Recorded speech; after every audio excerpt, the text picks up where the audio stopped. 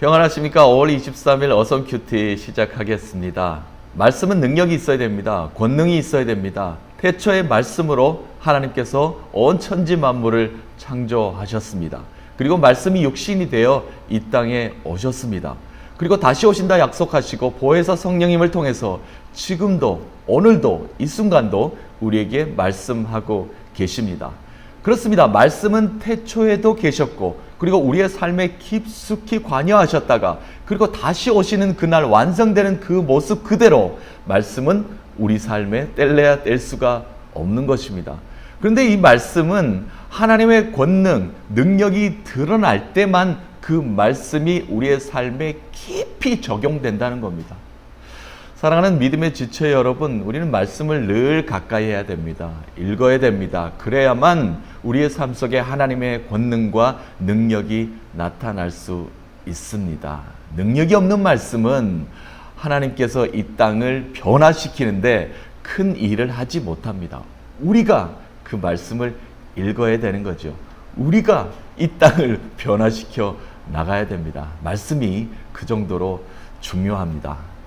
자, 이스라엘 백성들을 하나님께서 택하시고 말씀을 주셨습니다. 그 말씀을 주셨는데도 말씀이 그들에게는 권능으로 나타나지 않았습니다. 능력으로 나타나지 않았단 말이에요. 그래서 하나님께서는 예수 그리스도를 통해서 말씀하셨다 그 포도나무 비유를 생각합니다. 가지가 잘 자라지 못하면, 가지가 이상한 방향으로 자라면, 가지가 엉뚱한 곳으로 자라고 썩어지기 시작하면 어떡합니까? 가지를 잘라버리게 되는 거죠. 그 모습이 지금 오늘 나타나게 됩니다. 이스라엘이 그랬습니다. 남유다가 그랬습니다. 예루살렘이 그렇습니다. 그래서 오늘 5장 10절에서 19절까지 말씀에 10절부터 시작합니다. 성벽으로 비유되어 있는데요. 포도원에 포도나무에 가지가 잘못 자라면, 변형되어 있으면, 이상하게 뻗어 있으면 그 가지를 잘라버리겠노라 라고 말씀하고 계십니다. 내가 극상품 포도나무를 심었노니 너희들은 왜 들포도를 열매를 맺느냐라고 하나님께서 말씀하셨죠. 그렇습니다. 하나님께서 우리를 아름답고 좋게 가장 좋은 상품으로 만들어 주셨는데도 가지가 이상한 곳으로 뻗어 있는 겁니다. 내 삶이 이상한 방향으로 가고 있는 거예요. 그리고 나의 삶이 이상하게 부패되어 가고 썩어가고 있는 겁니다. 이 모든 것들을 그냥 둘 수 없는 겁니다. 왜냐하면 열매를 맺어야 되기 때문입니다. 극상품의 아름다운 열매를 맺기 위해서는 잘못된 가지를 잘라내는 아픔이 지금 있어야 되는 겁니다. 남유다를 하나님께서 그렇게 사랑의 매를 드시겠다라고 말씀하고 계시죠. 12절에 보니까 영적 지각이 없다라고 이렇게 표현되고 있습니다. 가지치기의 대상인 남유다가 무감각한 겁니다. 아유, 설마 하나님이 우리의 가지를 치실까? 설마 하나님이 우리를 벌하실까? 영적으로 무지한 겁니다. 하나님이 두려운 줄 모르는 겁니다. 그런 상태에 있게 되는 겁니다. 13절에 계속해서 보니까 선지자들, 지도자들로 말씀이 그 속에 없다. 아우, 이건 대단한 말씀이에요. 선지자들, 지도자들은 말씀의 능력이 없어서 하나님의 권능이 나타나지 않았다. 잘 가르쳐야 될 사람들이 잘 가르치지 못하니까 많은 백성들이 무지한 겁니다. 하나님의 말이 무슨 말인지 모르는 겁니다. 지금 그런 상태가 된 겁니다. 바람처럼 말씀이 뜬구름 잡듯이 그냥 떠 있다가 바람이 쉥 불면 그냥 날아가 버리는 그런 말씀이 되어버렸다는 말씀이죠. 하나님께서 직접 이 땅에 오셨습니다. 갈릴리에 오셔서 로마의 억압에 있던 헬라 문명이 만연하던 그 헬라 언어를 많이 쓰던 사람들 앞에 예수 그리스도께 직접 우리 귀에 들리는 말로 말씀하셨습니다. 달리다 굼, 에바다. 이 말은 많은 사람들이 알았습니다. 예수님께서 직접 오셔서 소녀야 일어나라. 그런데 그 말을 모를 사람이 누가 있겠습니까? 일어나는 겁니다. 그런데 엉뚱한 언어로 말씀하신 것이 아니라 우리 귀에 들리는 언어로 말씀하셨다는 겁니다. 오늘도 성령님은 우리에게 말씀하십니다. 우리가 잘 알아듣는 언어로 말씀하셔요. 그런데 문제는 우리에게 영적 지각이 없다는 겁니다. 우리에게 알아들을 귀가 없다는 겁니다. 왜 그렇습니까? 우리가 말씀을 가까이 하지 않고 말씀을 읽지 않기 때문에 이게 하나님의 언어인지 하나님의 말씀하시는 건지 잘 모르는 겁니다. 저기 구름이 한 구름 떠 있네. 바람이 몰아치면 그냥 구름은 날아가 버리는 그런 사태에 우리가 발생하고 있는 겁니다. 말씀을 집중해서 붙잡아야 됩니다. 말씀에는 권능이 있고 말씀에는 능력이 있습니다. 가지치기의 대상이 아니라 하나님의 말씀으로 극상품의 아름다운 포도 열매를 맺을 수 있는 저와 여러분이 되시길 간절히 축복합니다. 사랑하는 예레미야 선지자, 하나님께서 권능을 주십니다. 너에게 예레미야 선지자야, 너의 입술에 나오는 말을 불로 만들어 주겠다라고. 입술에 선포되는 모든 것들을 불로 만들어 주겠다. 그리고 이 많은 무지한 백성들을 그 나무를 불사를 수 있는 강력한 권능을 너에게 주겠다라고 이렇게 말씀하십니다. 얼마나 감사합니까? 저에게도 말씀을 여러분에게 같이 나누는 저에게도 하나님께서 이렇게 성령의 불을 주셨으면 좋겠어요. 저는 간구합니다. 저에게 올바른 하나님의 말씀을 전할 수 있는 지혜를 주세요. 하나님 권능을 주세요. 하나님의 말씀을 그대로 잘 대언할 수 있도록 하나님 저를 좀 붙잡아 주셔서 제 입술을 주장하여 주시옵소서. 오늘 이 아침에도 이 새벽에도 하나님의 말씀만 잘 전하게 해달라고 하나님을 붙잡고 여러분 앞에 또 이렇게 섰습니다. 그렇습니다. 예레미야 선지자에게 입술에 나오는 모든 말을 하나님의 권능에 불을 주겠다라고 이렇게 말씀하십니다. 이 대목에서 히브리서 4장 말씀을 안 읽고 넘어갈 수가 없습니다. 여러분 잘 아시죠? 히브리서 4장 12절 말씀입니다.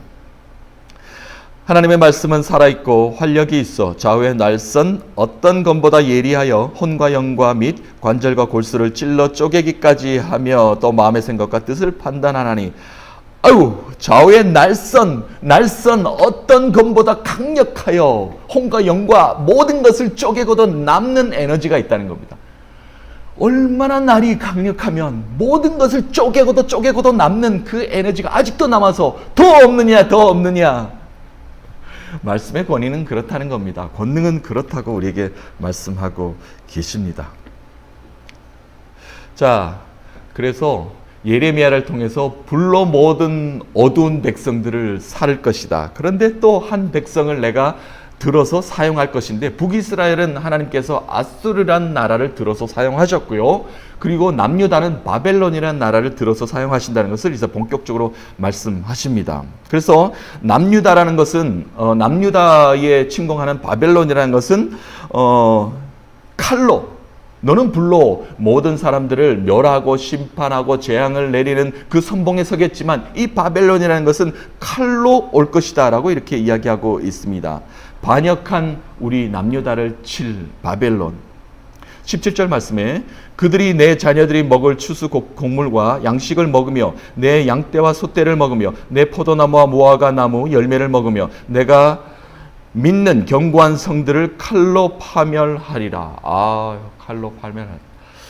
신명기 28장이 기억납니다. 하나님의 저주, 축복도 많은 부분들을 하려 합니다만 저주 부분들, 네가 여호와의 뜻대로 행하지 않으면, 여호와를 명령대로 규례대로 행하지 않으면 내가 많은 종자를 뿌린다 할지라도 포도원을 심어서 땀 흘려 가꾸어도 여호와의 뜻대로 행하지 아니하면 수고가 헛되어 먹을 게 없으리라.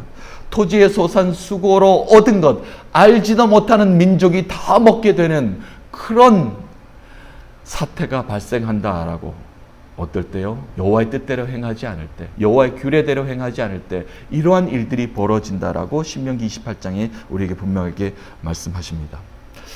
오늘 말씀 마지막 19절 말씀 여러분과 한번 읽어보고 오늘 말씀을 좀 마무리하겠습니다. 자, 왜 이런 일들이 남유다에게, 이스라엘에게, 그리고 예루살렘에 이런 일이 자꾸 일어납니까? 백성들이 물으면 예레미야야 이렇게 답하라 라고 하나님께서 말씀하십니다. 너는 그들에게 이르기를 너희가 여호와를 버리고 너희 땅에서 이방신들을 섬겼은즉 이와 같이 너희 것이 아닌 땅에서 이방인들을 섬기리라 하라. 자, 앞으로 미래를 보여주시는 겁니다. 하나님의 땅에서, 내 땅에서, 이 아름다운 땅에서 하나님께 영광 돌릴 이 땅에서 너희들은 이방신을 섬겼다. 우상을 섬겼다. 그렇기 때문에 자, 편한 시간을 줄게. 이방의 신들에게 너희들은 가. 그 땅에 너희들은 포로로 갈 것이다. 70년이란 동안 바벨론의 포로로 생활하게 되지 않습니까? 그래서 너희들은 그 땅에 가서 그 이방 신들을 섬기는 수치스러운 일을 너희들은 당하게 될 것이다 라고 이렇게 마무리를 하십니다. 자, 말씀의 권능이 없으니까요, 하나님의 권능이 떠나가니까 가지가 꺾이게 되니까, 가지를 치게 되니까 이런 사태가 발생하게 됩니다. 요한복음에 분명하게 예수 그리스도께서 우리에게 말씀하시는 것입니다. 너희는 가지니 너희가 가지가 나무에 잘 붙어서. 농부의 마음으로 하나님은 또 말씀하십니다. 가지가 가지 역할을 잘 해야 열매를 맺을 수 있다라고 이렇게 농부의 마음으로 말씀하셨죠. 그렇습니다. 말씀이 살아 있어야 됩니다. 우리의 삶에 말씀이 살아 있기 위해서는 어떻게 합니까? 말씀 중심, 하나님의 말씀을 귀담아 들을 수 있는, 오늘도 예수 그리스도의 말씀을 읽어야 됩니다. 그 말씀을 우리의 삶에 적용해야 됩니다. 그리고 성령님께서 우리에게 말씀하시는 그 말씀을 귀담아 듣고 영적 지각이 있어야 됩니다.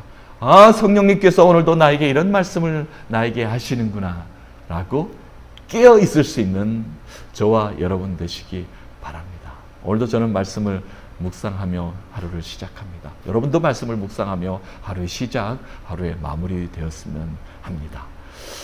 말씀은 힘이 있습니다. 권능이 있습니다. 능력이 있습니다. 그 말씀을 붙잡아서 오늘도 승리하시는 여러분 되시기를 간절히 축복합니다.